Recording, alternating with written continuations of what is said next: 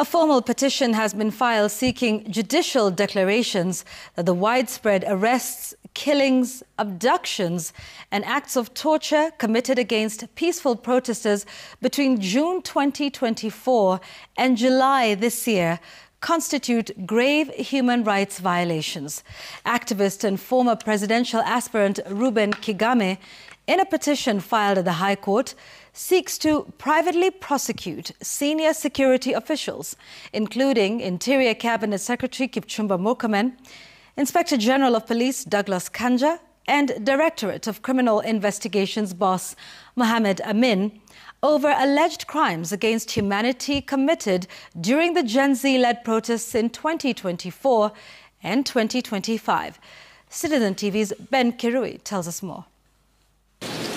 In his petition filed through Advocate Gitobu Imanyara, Kigame accuses Interior Cabinet Secretary Kipchumba Murkomen, Inspector General of Police Douglas Kanja, and Directorate of Criminal Investigations boss Mohamed Amin and other state actors of orchestrating or enabling a brutal crackdown on peaceful demonstrators protesting high taxes, mass youth unemployment, and rising living costs.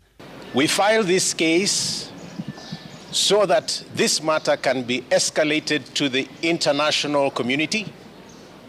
And I hope that envoys receiving this, that international media, and all that are concerned with what has been happening in Kenya will escalate this so that the whole world knows that Kenya has become a police state. The protests, which were largely led by young Kenyans mobilized online, were met with what Kigame describes as a widespread and systematic attack by state agents, resulting in civilian deaths, torture, abduction and disappearances.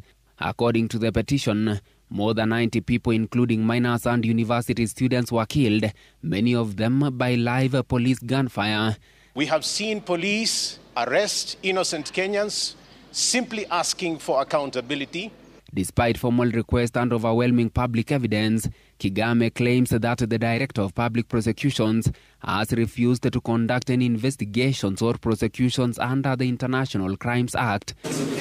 Within the same corridors of justice, 7 men linked to the July 3rd arson attack on Mawego Police Station in Rachuonyo, North Homa Bay County, were on Thursday released on cash bail. The court granted cash bail of 50,000 Kenya shillings each to 6 of the accused persons, while the 7th accused was released on a bond of 200,000 Kenya shillings with the 2 sureties of a similar amount. And as we say that they are just fishermen, and in Homa Bay, 1 fish is 20 shillings. It may take them over 10 years to collect 50,000. If you look at even the parents who are seated here, Your Honor, it is us who sent them fare to come to Nairobi.